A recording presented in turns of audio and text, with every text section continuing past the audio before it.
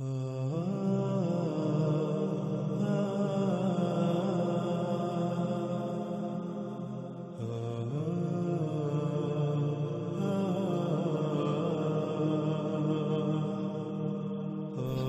اللہ صلی اللہ علیہ وآلہ وسلم نے کہا، اس میں کچھ شک نہیں دجال کی چوٹی یعنی اس کا بلند ترین مقام سامنے سے تجھے اپنی طرف کھینچے گا، اپنے قریب کرے گا، اپنی طرف متوجہ کرے گا، تمہیں اپنی طرف دعوت دے گا، اور اس میں کچھ شک نہیں کہ قریب ہی کہے گا کہ میں تمہارا رب ہوں۔ پس جس نے کہا تو میرا رب ہے وہ اس کے فتنے میں پڑ گیا، اور جس نے کہا تو کذب کرتا ہے، میرا رب اللہ ہے، اسی پر توکل کرتا ہوں اور تیری حقیقت کھلنے پر اسی کی طرف پلٹتا ہوں، پس دجال اسے نقصان نہیں پہنچا سکے گا۔ ناظرین، اس روایت کو سمجھنے کے لیے اس روایت میں چند الفاظ ایسے ہیں کہ جن کو سمجھنا بہت ضروری ہے۔ جب تک ہم ان الفاظ کو نہیں سمجھیں گے تب تک ہم اس روایت کو گہرائی سے نہیں سمجھ سکیں گے، اور وہ پیغام جو محمد رسول اللہ صلی اللہ علیہ وآلہ وسلم نے اپنے ان الفاظ میں دیا، اس پیغام کو ہم نہیں سمجھ سکیں گے۔ تو رسول اللہ صلی اللہ علیہ وآلہ وسلم کے اس پیغام کو تفصیل اور گہرائی سے جاننے کے لیے ہم پر یہ بات فرض ہے کہ ہم اس روایت میں استعمال ہونے والے ان چند الفاظ کو ان کی گہرائی سے سمجھیں۔ ان میں سب سے پہلا لفظ آ جاتا ہے راس، اس کے بعد حب، پھر اس کے بعد لفظ آ جاتا ہے رب، اس کے بعد لفظ آ جاتا ہے افتتن یعنی فتنہ، پھر کذب، توکل اور لفظ انیب۔ تو ان میں سب سے پہلے ہم بات کرتے ہیں لفظ راس پر۔ راس کسے کہتے ہیں؟ جیسا کہ ناظرین ہم پچھلی ساتھ میں یہ بات جان چکے ہیں کہ راس کہتے ہیں کسی بھی شے کے بلند ترین مقام کو، کسی بھی شے کی چوٹی کو۔ مثلا اگر یہ لفظ انسانی جسم کے لیے استعمال کیا جائے گا تو انسانی جسم کا جو بلند ترین مقام ہے، جو چوٹی ہے، جو پیک ہے، اسے عربی میں راس کہا جائے گا۔ جیسے کہ انسانی جسم کا بلند ترین مقام وہ ہے جسے ہم سر کہتے ہیں۔ اس لیے جب یہ لفظ انسان کے لیے استعمال کیا جائے گا تو اس کا معنی انسان کا سر ہوگا، لیکن اس کا مطلب ہرگز یہ نہیں ہے کہ راس کا معنی یا راس کا ترجمہ سر ہے، نہیں، بلکہ راس کہتے ہیں کسی بھی شے کے بلند ترین مقام کو، کسی بھی شے کی چوٹی کو۔ پھر آگے آتا ہے لفظ حب۔ حب کہتے ہیں کسی شے کو اپنے قریب کرنے یا اپنی طرف کھینچنے کو۔ جیسے مقناطیسی کشش ہوتی ہے، مقناطیسی کشش کو یعنی مقناطیسی قوت کو بھی عربی میں حب کہتے ہیں۔ پھر آ جاتا ہے لفظ رب۔ یعنی رب کہتے ہیں اس ذات کو، یعنی وہ ذات جو کسی شے کو جب اس کا وجود نہ ہو وجود میں لائے، اس کے بعد اسے جس مقصد کے لیے وجود میں لایا اس مقصد کو پورا کرنے کے لیے اسے اس مقام پر لانا جس مقام پر آ کر وہ اس مقصد کو پورا کر سکے، جس مقصد کے لیے اسے خلق کیا گیا، اور اس کی تمام تر ضروریات کو خلق کر کے اسے مہیا کرنے والی ذات۔ قرآن میں اللہ سبحانہ و تعالی نے بچے کے لیے اس کے والدین کو اس کا رب کہا، جیسا کہ آپ سورہ بنی اسرائیل کی آیت نمبر 24 میں دیکھ سکتے ہیں، ربی ارحمہما کما ربیانی صغیرا، یعنی اے میرے رب ان دونوں پر رحم کر، یعنی ان دونوں کی حفاظت کر بالکل اسی طرح جس طرح جب میں چھوٹا تھا تو میرے رب ہونے کے ناطے انہوں نے میری حفاظت کی۔ اللہ سبحانہ و تعالیٰ نے والدین کو بچے کے لیے رب اس لیے کہا کیونکہ جب بچے کا وجود نہیں ہوتا تو والدین اسے وجود عطا کرتے ہیں، اس کے بعد بچہ ہر لحاظ سے والدین کا محتاج ہوتا ہے،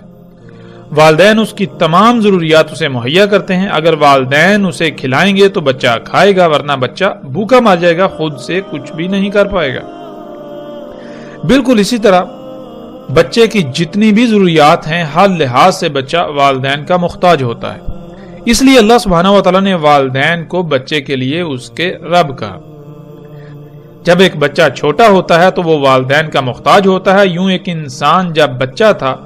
تو اللہ اس کے والدین کی صورت میں اس کا رب تھا، اور جیسے جیسے انسان خود محتار ہوتا جائے تو ویسے ویسے اللہ سبحانہ و تعالی نے اسے خود کو فطرت کا محتاج بنانے کا حکم دیا، کیونکہ باشعور اور بااختیار ہوتے ہی جیسے وہ پہلے والدین کا محتاج تھا تو اللہ اس کا رب تھا، بالکل اسی طرح اب وہ اگر خود کو فطرت کا محتاج بنائے گا تو اس کا رب اللہ ہوگا، ورنہ وہ خود کو جس کا محتاج بنائے گا وہی اس کا رب کہلائے گا۔ اسی کا حکم اللہ سبحانہ و تعالی نے قرآن میں کئی مقامات پر دیا کہ ہر طرف سے کٹ کر یکسو ہو کر فطرت پر قائم ہو جاؤ،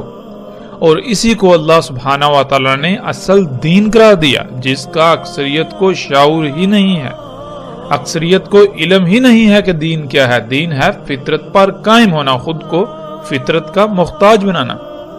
ہر لحاظ سے فطرت پر ہی توکل کرنا، فطرت پر انحصار کرنا۔ پھر ناظرین آگے لفظ آ جاتا ہے فتنہ۔ ناظرین فتنے کو سمجھنے کے لیے ہم ایک مثال کا سہارا لیتے ہیں۔ مثال کے طور پر ایک ایسی شے جو مارکیٹ میں یعنی بازار میں بہت مقبول ہو، کوئی بھی جائے، خواہ وہ بچہ ہو، بڑا ہو یا بوڑھا، کوئی بھی جائے وہ قیمت ادا کرے گا اور اس شے کو لے آئے گا۔ لیکن ایسا ہو اب مارکیٹ میں وہی شے جعلی یعنی نقلی بھی آ جائے اور اتنی زیادہ تعداد میں آ جائے کہ اس کے مقابلے میں اصل بہت کم اور اصل کی پہچان بہت مشکل ہو جائے، تو اب جو بھی خریدنے جائے گا ممکنہ طور پر نقلی ہی خرید کر لائے گا، جس سے یہ علم ہو گیا کہ مارکیٹ میں اصل کے مقابلے میں نقلی شے بھی آ چکی ہے۔ تو ناظرین کسی بھی شے کی جب نقل تیار کی جاتی ہے وہ ایسی نہیں بنائی جاتی کہ وہ خود بول کر کہے کہ میں نقلی ہوں، بلکہ نقل ایسی تیار کی جاتی ہے کہ اصل شے بھی نقل کے مقابلے میں نقل نظر آئے۔ ایسی صورت میں کوئی بھی جب اس شے کو خریدنے جائے، خواہ وہ کتنے ہی علم والا ہی کیوں نہ ہو، اس پر امتحان آ جائے گا کہ آیا ان میں سے کون سی اصلی ہے اور کون سی نقلی۔ اس طرح امتحان میں پڑھنے کو عربی میں فتنہ کہتے ہیں، اور نقل کو اختیار کر لینے کو فتنے میں پڑ جانا یعنی فتنے کا شکار ہو جانا کہلاتا ہے۔ ناظرین اگلا لفظ آ جاتا ہے کذب۔ کذب کہتے ہیں اللہ کی آیات جو کہ تمام کی تمام مخلوقات سمیت ہر وہ شے جس سے انسان اللہ کو جان سکے، اللہ کو پہچان سکے، پر ایمان لانے کے بجائے ان کا کفر کرنا، یعنی اس بات کو تسلیم کرنے سے انکار کر دینا کہ یہ تمام کی تمام آیات جو کہ تمام کی تمام مخلوقات اللہ کی آیات ہیں، ان کو اللہ سبحانہ و تعالیٰ نے کسی نہ کسی مقصد کے لیے خلق کیا، اور جس مقصد کے لیے خلق کیا اس مقصد کو پورا کرنے کے لیے ان سب کو ان کے مقامات پر رکھ دیا۔ تو جب تک یہ تمام کی تمام آیات، یہ تمام کی تمام مخلوقات اپنے اپنے مقام پر رہتے ہوئے اپنی اپنی ذمہ داری پوری کریں گی، تب تک اس کائنات کا نظام بالکل ٹھیک رہے گا۔ اس کائنات میں کوئی کمی، کوئی کجی، کوئی کوتاہی، کوئی لاپرواہی، کوئی فساد، کوئی خرابی نہیں ہوگی، کیونکہ یہ کائنات بالکل ایک مشین کی مانند ہے۔ جیسے مشین میں پرزے ہوتے ہیں، ہر پرزہ دوسرے کے ساتھ مشروط ہوتا ہے، بالکل اسی طرح یہ تمام کی تمام مخلوقات اس کائنات میں پرزوں کی مانند ہیں۔ جب کوئی ایک خلق اپنی ذمہ داری پوری کرے گی تو اس سے ریلیٹڈ، اس سے مشروط، اس سے تعلق رکھنے والی دوسری مخلوق اپنی ذمہ داری پوری کر پائے گی۔ اس طرح پوری کائنات بالکل ٹھیک رہے گی۔ تو ناظرین اس دعوت کا انکار کر دینا، اس بات کو تسلیم کرنے کے بجائے اس کا انکار کرتے ہوئے اللہ کی آیات میں، اللہ کی مخلوقات میں چھیڑ چھاڑ کرنا، ان میں پنگے لینا، ان کو اپنی مرضی کے مطابق استعمال کرنا، ان کو ان کے مقامات سے ہٹا دینا، جس سے کائنات میں فساد ہو، کائنات میں خرابیاں ہوں، پھر اس کی وجہ سے تباہیاں، اسے عربی میں کذب کہتے ہیں۔ اس کے بعد ناظرین لفظ آ جاتا ہے توکل۔ توکل کہتے ہیں ہر لحاظ سے مکمل طور پر کسی پر انحصار کرنا، ہر معاملے میں یا کسی بھی معاملے میں کسی کا محتاج بننا، خواہ آپ کو تکالیف و مصائب کا ہی سامنا کیوں نہ کرنا پڑے، یا خواہ آپ کی ضروریات پوری نہ ہوں، آپ کو صبر یا قناعت کرنا پڑے، اسے کہتے ہیں توکل۔ پھر اس کے بعد ناظرین لفظ آ جاتا ہے انیب۔ ناظرین انیب کہتے ہیں فتنے میں پڑنے کے بعد یعنی فتنے کا شکار ہو جانے کے بعد جیسے ہی اصل کا یعنی حق کا علم ہو جائے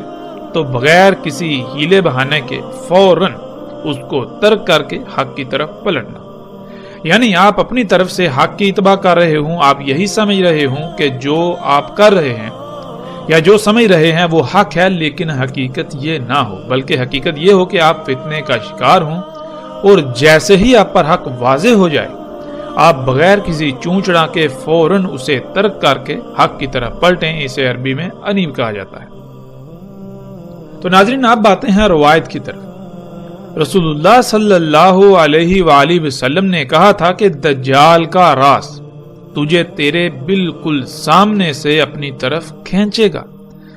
اپنی طرف متوجہ کرے گا، تمہیں دعوت دے گا۔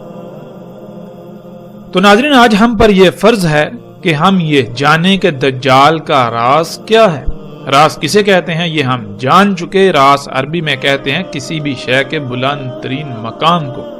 اس کی چوٹی کو، اس کی پیک کو۔ اور ہم یہ بھی جان چکے ہیں کہ دجال انسان کے اپنے ہی ہاتھوں سے خلق کردہ طرح طرح کی وہ مخلوقات ہیں، وہ تمام کی تمام اشیاء اور مشینیں ہیں جنہیں انسان اپنے لیے مسیحا اور فائدہ سمجھتا ہے، یعنی جنہیں انسان اپنے لیے فائدہ مند اور ترقی سمجھتا ہے، ترقی کا نام دیتا ہے۔ اور آج جب ہم غور و فکر کریں، آج جب ہم غور کریں تو دجال کا راز بالکل واضح ہے۔ انسان کی خلق کردہ مخلوقات کا جو سب سے بلند ترین مقام ہے، جو ان کی چوٹی ہے، جو پیک ہے، وہ کیا ہے؟ وہ سیٹلائٹ ہے جو خلا میں زمین کے گرد تیر رہی ہے، اور اس کے علاوہ وہ تمام کے تمام ٹاورز ہیں جن سے آج سارے کا سارا مواصلاتی نظام چلایا جا رہا ہے۔ اس کے علاوہ تمام کے تمام ٹی وی اینٹیناز جو آپ کو لوگوں کے گھروں اور عمارتوں کی چھتوں پر نظر آتے ہیں، وہ یہ دجال جو آپ کو اپنی طرف دعوت دیتا ہے اس کا راز ہے، یعنی ٹی وی کا راز۔ اور دجال کا یہ راز آج حیران کن طور پر انسان کے بالکل سامنے سے اسے اپنی طرف کھینچتا ہے، اسے دجال کو اپنا رب بنانے کی دعوت دیتا ہے، جسے آج ہم ٹیلی ویژن، انٹرنیٹ اور ریڈیو وغیرہ سمیت ٹیلی کمیونیکیشن سسٹم یعنی مواصلاتی نظام کا نام دیتے ہیں۔ یہ سارے کا سارا میڈیا، یہ مواصلاتی نظام، سیٹلائٹس اور اونچے اونچے لمبے لمبے کھمبوں جو کہ دجال کا راز ہیں کا ہی حصہ ہیں اور اسی سے ہی کام کرتے ہیں۔ یہ دجال کا راز یعنی انسان کی خلق کردہ طرح طرح کی مخلوقات، طرح طرح کی اشیاء، مشینیں جنہیں انسان اپنے لیے مسیحا، اپنے لیے فائدہ مند سمجھتا ہے، ان کا جو بلند ترین مقام ہے وہ انسانوں کے بالکل سامنے سے انہیں یہ کہتا ہے کہ میں تمہارا رب ہوں، یعنی اپنی تمام تر ضروریات مجھ سے ہی حاصل کرو، مجھ سے ہی پوری کرو۔ وہ رزق کھاؤ جو مشینوں کا بنایا ہوا ہے، جو انسان کے اپنے ہی ہاتھوں سے فطرت میں مداخلت کر کے خلق کیا گیا ہے۔ اپنی سواری کی ضروریات، اپنی سواری کی حاجات کو پورا کرنے کے لیے انہی مشینوں یعنی دجال کو ہی اختیار کرو۔ تمہارے پہننے کے لیے کپڑا ہو یا جوتے، کھانے کی اشیاء ہوں یا پینے کی، یہاں تک کہ تمہاری جتنی بھی ضروریات ہیں انہیں پورا کرنے کے لیے دجال یعنی انسان کی اپنے ہی ہاتھوں سے اللہ کے مقابلے پر خلق کردہ اشیاء اور مشینوں پر ہی توکل کرو، انہی پر انحصار کرو۔ تو ناظرین رسول اللہ صلی اللہ علیہ وآلہ وسلم نے کہا کہ دجال کے راز کے جواب میں جس نے یہ کہا کہ تو ہی میرا رب ہے، یعنی جس نے خود کو فطرت کے بجائے انہی مصنوعی اشیاء سے اپنی ضروریات پوری کی، خود کو انہی مشینوں کا محتاج بنایا، خود کو دجال کا محتاج بنایا، تو وہ اس کے فتنے کا شکار ہو گیا، وہ اس فتنے میں پڑ گیا، وہ اس فتنے کا شکار ہو گیا۔ فتنہ ناظرین ہم جان چکے ہیں کہ کسے کہتے ہیں۔ اللہ سبحانہ و تعالیٰ نے کائنات کو خلق کیا، تمام کی تمام مخلوقات سمیت انسانوں کو بھی خلق کیا، تو کیا اللہ یہ بھول گیا تھا کہ انسانوں کی ضروریات کیا ہیں؟ یا پھر اللہ کو یہ علم ہی نہ تھا کہ انسانوں کے لیے کیا فائدہ مند اور کیا نقصان دہ ہے؟ یا پھر اللہ کو یہی علم نہ تھا کہ انسان کی ضروریات کیا ہیں؟ یا پھر اللہ نے انسان کے لیے جو ضروریات خلق کی وہ انسان کے لیے ناکافی تھی، یا اللہ سے غلط خلق ہو گئی؟ ناظرین، قرآن میں اللہ سبحانہ و تعالیٰ نے کہا کہ اللہ نے کسی بھی شے میں فرق نہیں کیا، یعنی اللہ نے جو کچھ بھی خلق کیا وہ بالکل پرفیکٹ، ہر لحاظ سے مکمل اور ہر طرح کے نقائص، خامیوں، کجیوں اور کوتاہیوں سے پاک خلق کیا۔ اور پھر اللہ کو یہ بھی علم تھا کہ ان کی ضروریات کیا ہیں، تو اللہ ان کی ضروریات خلق کرنا بھول نہیں گیا تھا۔ اس نے ہر ایک کی تمام ضروریات بھی خلق کی، جو کہ ہر لحاظ سے مکمل اور احسن خلق کی۔ وہ خالق ہے تو اسے ہی علم ہے کہ کس کے لیے کیا کیا فائدہ مند اور کیا نقصان دہ ہے، جیسا کہ ہم سورہ الانعام کی اس آیت میں دیکھ سکتے ہیں۔ اور نہیں زمین میں وہ جتنے بھی حرکت کرنے والے جاندار ہیں، اور نہ ہی فضا میں تیرنے والے جو اپنے پروں سے فضا میں تیرتے ہیں، مگر وہ یعنی دنیا کا نظام چلانے کے لیے کسی نہ کسی ذمہ داری کو پورا کرنے کے لیے منظم ترین گروہ ہیں، بالکل اسی طرح جیسے تم ہو، یعنی انسان۔ یعنی ایسا نہیں ہے کہ زمین میں تمام کے تمام جاندار حرکت کرنے والے اور اڑنے والے جتنے بھی جاندار ہیں وہ بغیر کسی مقصد کے خلق کر دیے گئے، جو ایسے ہی آوارہ ادھر ادھر گھوم پھر رہے ہیں اور ان کی ضروریات نہیں ہیں، یا ان کو کوئی فکریں نہیں، یا ان پر کوئی ذمہ داری نہیں۔ ایسا ہرگز نہیں، بلکہ وہ تمام کے تمام منظم ترین گروہوں کی حیثیت سے اپنی اپنی ذمہ داری کو آسان طریقے سے پورا کر رہے ہیں، اور ان کی بھی بالکل تمہاری ہی طرح کی ضروریات ہیں۔ تو کیا تم نے کبھی ان کو ایسا کرتے دیکھا جیسا تم کر رہے ہو؟ یعنی جیسے تم اللہ کے ہر کام میں مداخلت کر رہے ہو اور عذر یہ پیش کرتے ہو کہ تم اپنی ضروریات خلق کر رہے ہو، کیا وہ مخلوقات ایسا کر رہی ہیں؟ وہ ایسا کیوں نہیں کر رہی؟ کیا ان کی ضروریات نہیں؟ کیا ان کو حاجات لاحق نہیں جیسے تم کو ہیں؟ جب ان کو بھی ضروریات و حاجات لاحق ہیں بالکل اسی طرح جیسے تمہیں ہیں، تو پھر وہ ایسا کیوں نہیں کر رہی جیسا تم کر رہے ہو؟ بلکہ وہ تو اپنی اپنی ذمہ داری کو پورا کرنے میں مصروف ہیں تاکہ کائنات میں کوئی خرابی پیدا نہ ہو، ان کی لاپرواہی سے کائنات کے نظام میں کوئی رکاوٹ پیدا نہ ہو۔ ان کو کیوں ایسا کرنے کی ضرورت پیش نہیں آئی؟ آگے اللہ سبحانہ و تعالیٰ اس کا جواب یوں دیتے ہیں، نہیں فرق کیا ہم نے کتاب میں، یعنی کائنات میں کسی بھی شے سے۔ مطلب یہ کہ اللہ نے جو کچھ بھی خلق کیا وہ بالکل پرفیکٹ، ہر لحاظ سے مکمل اور ہر طرح کے نقائص، خامیوں، کجیوں اور کوتاہیوں سے پاک خلق کیا۔ اور پھر اللہ کو یہ بھی علم تھا کہ ان کی ضروریات کیا ہیں۔ تو کیا اللہ ان کی ضروریات خلق کرنا بھول گیا؟ نہیں، اللہ ان کی ضروریات خلق کرنا نہیں بھولا۔ اس نے ہر ایک کی تمام ضروریات بھی خلق کی،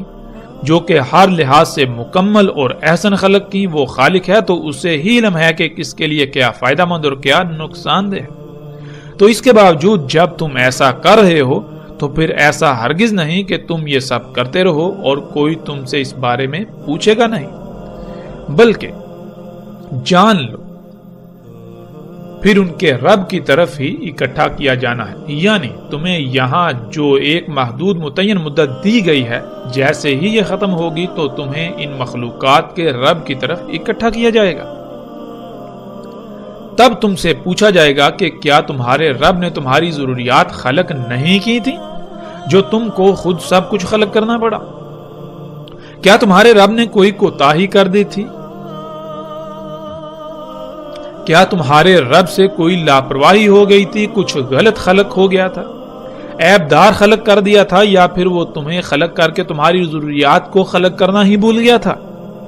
تمہاری ان حرکتوں کی وجہ سے کائنات میں جو فساد ہوا، جو خرابیاں ہوئیں اور ان کی وجہ سے جو تباہیاں آئیں، جو باقی مخلوقات کو اللہ کے عباد کو کنات کرنا پڑی، ان کو مصائب و آزمائشوں کا سامنا کرنا پڑا، آج تمہیں ایک ایک رائے کا حساب دینا ہوگا اور اس کے نتائج کو بھگتنا ہوگا۔ ناظرین، اللہ نے مخلوقات کو خلق کیا تو کیسے اور ان کی ضروریات کو کیسے خلق کیا؟ جب ہم غور کریں تو ہم پر ہر بات کھل کر واضح ہو جاتی ہے کہ اللہ سبحانہ و تعالیٰ نے اس کائنات کو پورے علم اور حکمت یعنی حساب کتاب کے ساتھ ایک پیچیدہ ترین مشین کی مانند خلق کیا۔ مخلوقات کی ضروریات بھی اسی نظام سے یہ خلق ہوتی ہیں جسے ہم فطرت کہتے ہیں۔ فطرت پر قائم ہونا تھا، یہ اصل شے تھی، اصل دین تھا، دنیا میں آنے کا اصل مقصد و امتحان تھا۔ تو کیا آج ہم اپنی ضروریات فطرت سے حاصل کر رہے ہیں؟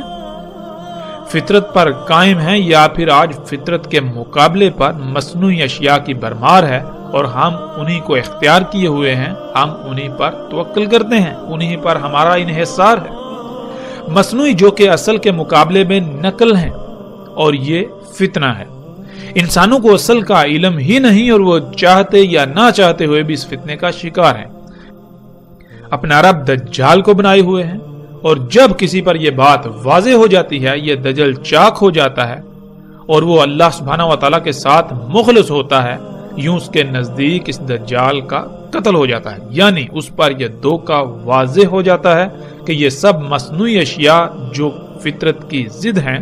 یہ انسان کے لیے یعنی میرے لیے مسیحا نہیں، فائدہ مند نہیں، بلکہ دنیا اور آخرت میں میری تباہی کا سبب ہے۔ تو ایسے شخص کے بارے میں رسول اللہ صلی اللہ علیہ وآلہ وسلم نے یوں کہا، اور جو دجال کے راز کی اس دعوت کے میں تمہارا رب ہوں کے مقابلے پر یہ کہے گا کہ کذب، یعنی تو میرا رب نہیں، تو اللہ کی مخلوقات میں اللہ کے کاموں میں مداخلت کر رہا ہے، کائنات کو فساد زدہ کر رہا ہے، تیری وجہ سے کائنات میں طرح طرح کی تباہیاں آ رہی ہیں، تیری وجہ سے بیماریاں و آزمائشیں آ رہی ہیں، تیری وجہ سے دنیا کے حالات بد سے بدتر ہوتے چلے جا رہے ہیں، اس لیے تو میرا رب نہیں۔ پہلے میں نے تجھے اپنا رب بنایا ہوا تھا اس وجہ سے کیونکہ مجھ پر یہ سارا حق واضح نہیں تھا، میں تیرے دجل کا شکار تھا، اس لیے اب میرا رب اللہ ہے، یعنی میں اپنی ضروریات انسان کی خلق کردہ ان مصنوعی اشیاء سے پوری نہیں کروں گا، میں خود کو فطرت کی بجائے ان مصنوعی اشیاء کا محتاج نہیں بناؤں گا، بلکہ میرا رب اللہ ہے، یعنی میں اپنی تمام تر ضروریات فطرت سے پوری کروں گا، خود کو فطرت پر قائم کروں گا اور اپنی حاجات و ضروریات کو پورا کرنے کے لیے اسی پر انحصار کروں گا، یعنی اسی پر توکل کروں گا۔ پہلے میں تجھے اپنا رب بنائے ہوئے تھا، وہ اس لیے کہ میں بھی باقی انسانوں کی طرح تجھے اپنے لیے مسیحا سمجھتا تھا، اس ٹیکنالوجی کو، صنعتی انقلاب کو، انسان کی خلق کردہ طرح طرح کی مخلوقات کو انسان کے لیے ترقی سمجھتا تھا، دنیا کے لیے ترقی سمجھتا تھا، لیکن اب مجھ پر یہ دجل کھل چکا، میرے نزدیک اس دجال کا قتل ہو چکا، ان اشیاء پر پڑا دجل کا پردہ چاک ہو چکا، اس لیے اب میں بغیر کسی ہیلے بہانے کے اپنے رب کی طرف پلٹتا ہوں۔ تو رسول اللہ صلی اللہ علیہ وآلہ وسلم نے کہا کہ پس دجال اسے کوئی نقصان نہیں پہنچا سکے گا، یعنی پہلے وہ دجال کو رب بنانے کی وجہ سے طرح طرح کی بیماریوں، تکالیف، مصائب، الجھنوں، جھنجھٹوں وغیرہ کا شکار تھا، انسانوں کی غلامی کا شکار تھا، دن رات دجال کی غلامی میں دھنسا ہوا تھا، آزاد ہو کر بھی آزاد نہیں تھا، تو اب اس کے لیے یہ سب نہیں ہوگا، وہ ہر لحاظ سے ایک آزاد اور اللہ سبحانہ و تعالیٰ کا غلام شخص ہوگا۔ ناظرین، سب پر فرض ہے کہ غور و فکر کریں اور دیکھیں کہ کیا آپ دجال کو اپنا رب نہیں بنائے ہوئے؟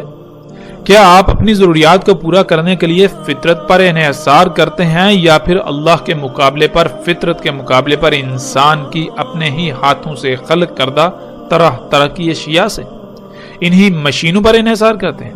کیا کبھی آپ نے غور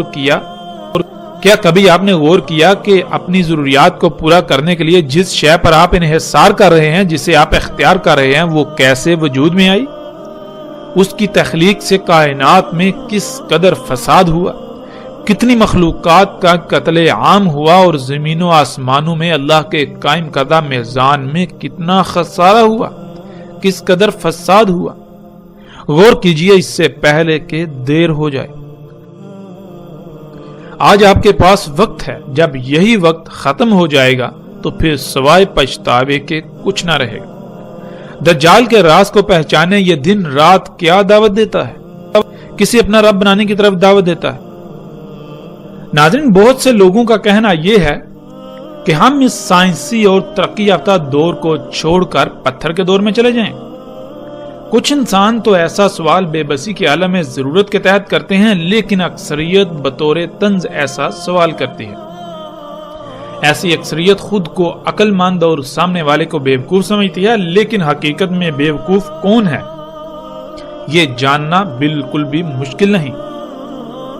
ناظرین، پتھر کے دور سے ان لوگوں کی مراد یہ ہوتی ہے کہ آج اس مشینی دور کے برعکس آج سے چند صدیاں پہلے کا دور، جسے یہ لوگ پتھر کا دور کہتے ہیں۔ سوال یہ پیدا ہوتا ہے کہ سمندر، درخت، چرند پرند، پھل پھول، پودے، سرسبز باغات سمیت طرح طرح کی مخلوقات یعنی جنت کا منظر پیش کرتی یہ دنیا ان لوگوں کو پتھر کا دور نظر آتی ہے، جس میں نہ زلزلے ہوں، نہ طوفان، نہ بیماریاں ہوں، نہ انسان کا غلام، جس میں رشتے ناتوں کی قدر اور اپنی جان سے زیادہ دوسرے کی جان کی فکر ہو۔ اس طرح اگر بات کی جائے تو خصوصیات کے انبار لگتے جائیں، الفاظ ختم ہو جائیں، مگر خصوصیات بیان کرتے کرتے ختم نہ ہوں۔ اسے یہ لوگ پتھر کا دور کہتے ہیں اور جہالت کا دور کہتے ہیں۔ یہ لوگ بات کرتے ہیں سائنس کی، تو ناظرین سائنس تو کہتے ہیں علم کو۔ تو عقل کے اندھو تمہاری سائنس، تمہارا علم جسے تم ترقی کہتے ہو، وہ تو خود پتھر کے دور کی محتاج ہے۔ کبھی غور تو کرو، یہ زمین کا اگانا کیا یہ سائنس کی انتہا نہیں؟ ایک درخت میں کتنی سائنس ہے، اس کو جاننے کے لیے تمہاری سائنس بے بس ہے۔ تمہارے بنائے ہوئے جدید ترین آلات ایک پتے کی گہرائیوں میں دیکھنے کے باوجود اندھے ہیں، ان کی دیکھنے کی صلاحیت ختم ہو جاتی ہے مگر پتے کی گہرائی نہیں۔ دیکھو یہ طرح طرح کے رنگ برنگے پھول، یہ چہچہاتے ہوئے پرندے، کیا یہ سائنس کی انتہا نہیں؟ سمندروں میں تیرتی ہوئی مچھلیاں ہوں یا پھولوں پر اڑتی تتلیاں، یہ سائنس کی انتہا نہیں؟ دیکھو زمین کی گہرائیوں کو، اس کی پیچیدگیوں کو، اتنے بڑے ترقی کے دعوے دار ہونے کے باوجود تمہاری مشینیں اندھی اور بے بس کیوں ہو جاتی ہیں؟ کیا یہ سائنس کی انتہا نہیں؟ میرے رب کی تخلیقات کو پتھر اور جہالت کا دور کہتے ہو اور اس کا شریک بنے ہوئے یعنی اس کے کاموں میں مداخلت کرتے ہوئے دنیا کو جہنم سے بدتر بنا کر اسے ترقی کا نام دیتے ہو۔ جسے تم پتھر کا دور کہتے ہو، عقل کے اندھو دنیا کی تخلیق اور اس کے نظام کو چلتے ہوئے خرب ہا سال گزرے، لیکن ایک رائی برابر بھی خامی یا خرابی پیدا نہیں ہوئی۔ مگر جسے تم ترقی و خوشحالی کا نام دیتے ہو، تم جیسے انسانوں نے زمین پر جیسے ہی قدم رکھا، جیسے انسان زمین پر پدھارے تو زمین کا سارا نظام ہی درہم برہم کر دیا۔ میرے رب نے زمین کا توازن قائم کرنے کے لیے پہاڑوں کو رکھا، وہ سائنس نہیں پتھر کا دور، اور تم نے انہی پہاڑوں کو کاٹ کاٹ کر زمین کا توازن بگاڑ دیا، جس سے زمین زلزلوں تباہیوں کی لپیٹ میں چلی گئی۔ یہ دور ترقی کا دور ٹھہرا۔ واہ کیا سائنس و ترقی ہے تمہاری۔ میرے رب نے انسانوں کی ضروریات خلق کی، ان کے استعمال سے کبھی کوئی بیماری لاحق نہ ہوئی، کسی بھی انسان کو کوئی خرابی نہ ہوئی، یہاں تک کہ پیٹ تک نہ پھولا۔ اور یہ حضرت انسان ہے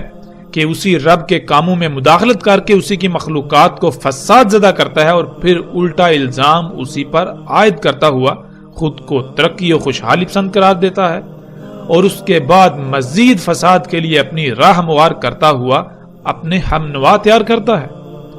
آج جو تم مصنوعی طریقوں سے خلق کر کے ترقی کے دعوے کر رہے ہو، اس ترقی کا پول تو ہم ہر لحاظ سے آئندہ ایک ساتھ میں کھولیں گے، لیکن یہاں یہ بتانا ضروری ہے کہ اے حضرت مفسد انسان، جس علم کی بنیاد پر تو ترقی کا دعوے دار بنا پھرتا ہے، اس علم کے حصول کے لیے بھی تو اسی پتھر کے دور کا محتاج ہے۔ تو اسی پتھر کے دور کی مخلوقات کا ہی محتاج ہے، انہی کی چیر پھاڑ کر کے جو قوانین فطرت تو دریافت کرتا ہے، اسی کی بنیاد پر تیرا دعویٰ کھڑا ہے، ذرا اپنے نیچے تو جھانک۔ اے حضرت مفسد انسان، پہلے اپنی اوقات تو بتا، تیرا اپنا وجود ہی اسی دور سے مشروط ہے جسے تو پتھر و جہالت کا دور کہتا ہے۔ اے حضرت مفسد انسان، تجھے جو وقت دیا تھا، جو مدت تیرے لیے معین کی تھی، جان لے وہ مدت آج پوری ہو چکی۔ اب تو صرف اتنا ہی وقت ہے جتنا خواب کے دوران بیدار ہونے میں ہوتا ہے۔ اے حضرت مفسد انسان، ترقی کا دعوے دار انسان، تو کتنا عقل مند ہے، اس کا اندازہ کیا کرنا؟ تیرے اعمال خود چیخ چیخ کر تیری عقل مندی کی پول کھول رہے ہیں۔ ترقی کے نام پر ایک دعویٰ کرتا ہے، ایک منصوبہ بندی کرتا ہے، جب اس پر عمل کرتا ہے تو وہی منصوبہ بندی الٹا تیرے گلے پڑ جاتی ہے، اور پھر بہانہ یہ بناتا ہے کہ جو پہلو آج عمل کے ذریعے سامنے آیا، جس وجہ سے نقصان اور تباہی کا سامنا کرنا پڑا، وہ پہلو تھیوری کے وقت سامنے نہیں آ سکا، اس لیے نقصان کا سامنا کرنا پڑا۔ اے حضرت مفسد انسان، ترقی کے دعوے دار انسان، چل، تیرا یہ بہانہ قبول کیا، لیکن یہ کیا؟ جب تو آئندہ غلطی نہ کرنے اور اپنی تھیوری کو پرفیکٹ ہونے کے دعوے کے ساتھ جب بھی عمل کے میدان میں اترتا ہے تو پھر وہی ہوتا ہے،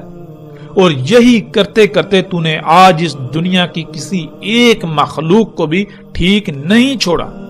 تو نے اس دنیا کی تمام مخلوقات کو فساد زدہ کر دیا، ان کو عیب زدہ کر دیا، ان کے اندر خرابیاں پیدا کر دی۔ پوری دنیا، زمین و آسمانوں کو فساد زدہ کر دیا، ان میں خرابیاں کر دی، زمین کی ایسی حالت کر دی کہ ان قریب اس کا انجام وہی جہنم ہے جس کا تجھ سے وعدہ کیا گیا ہے۔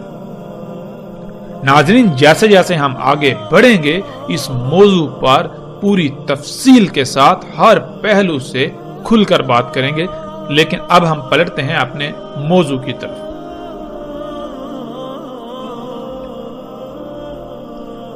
رسول اللہ صلی اللہ علیہ وآلہ وسلم نے کہا، دجال کا راز یعنی دجال کا سب سے بلند ترین مقام اس کی چوٹی جیسے کہ درخت کی شاخ۔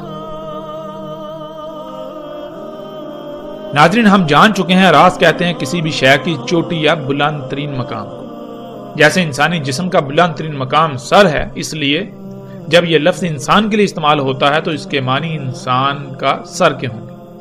دجال کا راز یعنی دجال کا بلند ترین مقام، جب ہم غور و فکر کریں تو بالکل واضح ہو جاتا ہے کہ دجال جو کہ آج کا میڈیا ہے، ٹی وی ہے، ریڈیو ہے، ٹیلی فون وغیرہ ہے، ان سب کا بلند ترین مقام، اس ٹیکنالوجی کا، انسان کی ایجادات کا جو بلند ترین مقام ہے، ان کا اینٹینا ہوتا ہے، اور وہ بالکل ایسے ہے جیسے درخت کی شاخ ہو۔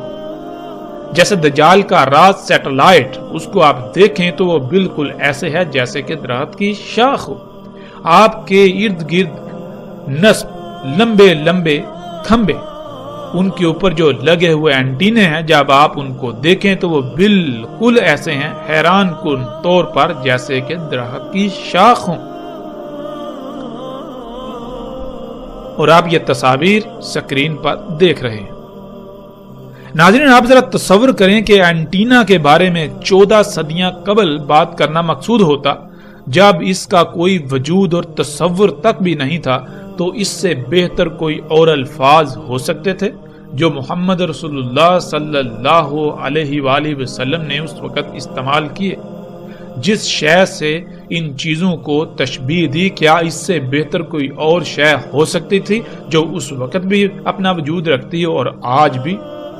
اینٹیناز یعنی دجال کے راز جتنے بھی ہیں وہ کسی نہ کسی درخت کی شاخ سے ضرور مماثلت رکھتے ہیں، یہاں تک کہ سیٹلائٹ جو کہ دجال کا راز ہے، آپ اس میں بھی غور کریں، اسے بھی دیکھیں تو وہ بھی آپ کو بالکل ایک درخت کی شاخ ہی کی طرح نظر آئے گی، جیسا کہ آپ اپنی سکرین پر تصاویر دیکھ رہے ہیں۔ رسول اللہ صلی اللہ علیہ وآلہ وسلم نے کہا، اس میں کچھ شک نہیں، وہ دجال نکلے گا شام اور عراق کے درمیان خالی جگہ سے، پس وہ تباہی پھیلائے گا دائیں جانب، یعنی ہر شے میں خرابیاں کر دے گا، فصلوں میں خرابیاں کر دے گا، جانوروں انسانوں کو بیماریاں زدہ کر دے گا، زمین میں خامیاں و خرابیاں کر دے گا، جراثیموں کیڑے مکوڑوں کا باعث بنے گا، حتیٰ کہ ہر شے میں خرابیاں کر کے تباہی پھیلا دے گا، اور اسی طرح تباہی پھیلائے گا شمال کو بھی۔ اے اللہ کے غلاموں، پس اللہ کی غلامی پر ثابت قدم رہنا، اللہ کی غلامی پر ڈٹے رہنا، یعنی اس وقت اللہ ہی کو اپنا رب بنانا اور اسی پر ڈٹ جانا۔ دجال سے اپنی ضروریات پوری نہ کرنا بلکہ فطرت سے ہی اپنی ضروریات پوری کرنا، جس کے لیے تمہیں بڑی بڑی مصیبتوں، تکالیف اور آزمائشوں کا سامنا کرنا پڑے گا، مگر اس کے باوجود ڈٹے رہنا۔ ناظرین، یہ مکمل روایت کا کچھ حصہ ہے، پہلے ہم اس حصے پر بات کرتے ہیں، جب اس پر بات مکمل ہو جائے گی تو ہم اس روایت کے اگلے حصے کی جانب بڑھیں گے۔ تو اس میں رسول اللہ صلی اللہ علیہ وآلہ وسلم نے یہ کہا کہ دجال نکلے گا شام و عراق کے درمیان خالی علاقے سے۔ اب ناظرین، سوال یہ پیدا ہوتا ہے کہ ہم غور و فکر کریں اور دیکھیں کہ وہ کون سی شے ہے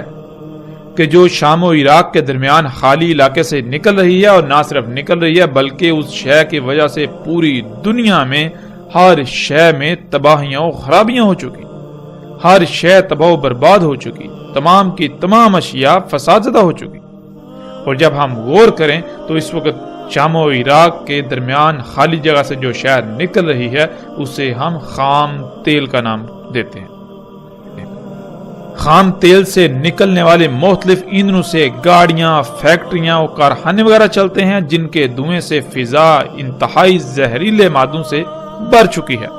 جو طرح طرح کی بیماریوں کا باعث بن رہی ہے۔ خام تیل کے نکلنے سے پوری دنیا کے معاش میں تباہی برپا ہو چکی ہے۔ خام تیل سے ہی نکلنے والے طرح طرح کے کیمیائی اجزاء کو آج تمام خوراکوں میں ملا کر انہیں ظاہراً تو خوشنما لیکن در حقیقت زہر بنا دیا گیا ہے، جسے کھانے والا ہر کوئی طرح طرح کی بیماریوں میں مبتلا ہے۔ خام تیل سے نکلنے والے اجزاء سے کھادیں بنتی ہیں جنہوں نے زمین کی پیدا کرنے کی صلاحیت کو تباہ و برباد کر دیا۔ خام تیل سے ہی نکلنے والے اجزاء سے طرح طرح کے کیڑے مکوڑے پیدا ہو کر مخلوقات کے لیے بیماریوں کا باعث بن رہے ہیں۔ خام تیل سے ہی نکلنے والے کیمیائی اجزاء سے ادویات تیار کی جاتی ہیں جو کہ دوا کے نام پر زہر ہیں، جو ایک بیماری سے وقتی طور پر نجات دلاتی ہیں، لیکن وہی ادویات جو کہ خام تیل سے وجود میں آتی ہیں وہ درجنوں نئی بیماریوں کا باعث بنتی ہیں۔ خام تیل سے ہی آج ہر قسم کا کپڑا بنایا جا رہا ہے جو انتہائی نقصان دہ ہے۔ خام تیل سے ہی ہر طرح کا بارودی مواد بنایا جاتا ہے جس سے پوری دنیا تباہ و برباد ہو رہی ہے، پوری دنیا تباہ کن جنگوں کی لپیٹ میں ہے، جس سے شہروں کے شہر کھنڈرات میں بدل چکے ہیں۔ خام تیل کے نکلنے سے ہی آج دنیا میں کوئی ایک شے بھی فطرت پر نہیں رہی، ہر شے میں فساد ہو چکا ہے۔ خام تیل کے نکلنے سے ہی زمین کھوکھلی ہو کر جگہ جگہ سے دنس رہی ہے۔ خام تیل کے نکلنے سے ہی آج زلزلے آ رہے ہیں، یہاں تک کہ خام تیل سے ہونے والے فساد و تباہی کا اندازہ لگانا ناممکن ہو چکا ہے۔ اور ایسی صورتحال میں رسول اللہ صلی اللہ علیہ وآلہ وسلم نے اللہ کے غلاموں کو ثابت رہنے کی تلقین کی۔ آج ہم دیکھیں تو پوری دنیا میں جتنی بھی ٹیکنالوجی ہے، جتنی بھی اشیاء ہیں جن کو انسان اپنے لیے مسیحا کہتا ہے، وہ تمام کی تمام اشیاء یا تو اسی خام تیل سے وجود میں آ رہی ہیں، یا پھر ان کے وجود میں، ان کی تخلیق میں، ان کے بننے میں خام تیل کلیدی اور بنیادی کردار ادا کرتا ہے۔ خام تیل کے بغیر ان کا وجود ناممکن ہے۔ وہ آپ کے پہننے کے لیے کپڑے ہوں یا آپ کے پہننے کے لیے جوتے، وہ نہانے کے لیے صابن ہو یا گھر کی صفائی کا سامان، وہ گھروں میں جو آپ رنگ کرتے ہیں، پینٹس کرتے ہیں وہ ہوں، یا کسی قسم کی بھی کوئی شے، ہر شے ہی اس وقت خام تیل سے وجود میں آ رہی ہے۔ ظاہراً تو اس خام تیل سے دنیا جنت کا منظر پیش کر رہی ہے، لیکن حقیقتاً اگر اس کے پیچھے دیکھا جائے، اس کے پس منظر میں دیکھا جائے تو اسی کی وجہ سے پوری دنیا طرح طرح کی بیماریوں، مصیبتوں، تکلیفوں سے بھر چکی ہے۔ پوری دنیا کو طرح طرح کی تباہیوں کا اسی ہی کی وجہ سے سامنا کرنا پڑ رہا ہے۔ اسی خام تیل سے حاصل ہونے والے ایندھن سے جب کارخانے چلتے ہیں تو وہی کارخانے طرح طرح کی زہریلی گیسیں خارج کرتے ہیں۔ ان گیسوں کی وجہ سے یہ فضا جس میں ہم سانس لیتے ہیں وہ انتہائی فساد زدہ ہو چکی ہے، اتنی زہریلی ہو چکی ہے کہ اس کی وجہ سے پوری دنیا میں ہر سال اگر انسانوں کو دیکھا جائے تو کم سے کم 1 کروڑ سے زائد انسان موت کا شکار ہو رہے ہیں، اور پوری دنیا کی 96% سے زیادہ آبادی اسی خام تیل سے خارج ہونے والی طرح طرح کی زہریلی گیسوں کی وجہ سے طرح طرح کی بیماریوں کا شکار ہے۔ اس کے علاوہ اس دنیا کی کوئی ایک بھی مخلوق ایسی نہیں کہ جو اس کے فساد سے پاک ہو، اس سے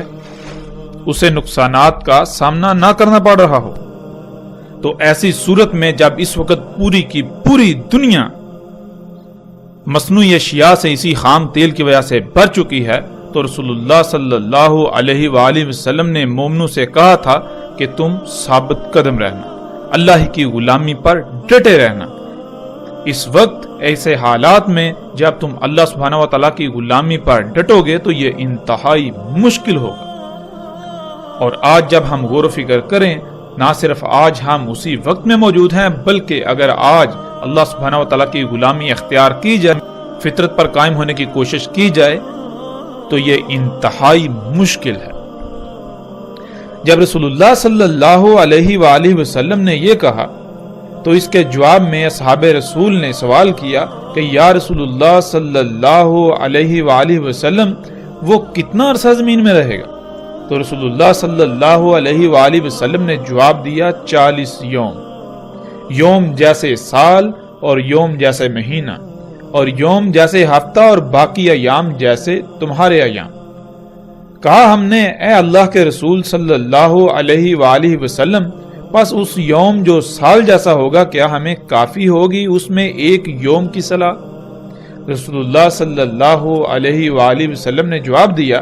نہیں، قدر کر لینا اس کی جیسے اس کی قدر ہے، یعنی جیسے اللہ سبحانہ و تعالیٰ نے قدر میں کر دیا بالکل ویسے ہی ہوگا اس یوم تم پورے حساب کتاب کے ساتھ صلاۃ قائم کرنا جو اس کی قدر ہے۔ مطلب یہ کہ وہ مدت جو ہوگی اس میں طرح طرح کے حالات و واقعات کا سامنا کرنا پڑے گا، تو اس دوران حالات و واقعات کے مطابق جب جب جو صلاح کتب ہوگی اسے قائم کرنا۔ جواباً پوچھا گیا کہ یا رسول اللہ صلی اللہ علیہ وآلہ وسلم اس کی زمین میں تیز رفتاری کیا ہوگی؟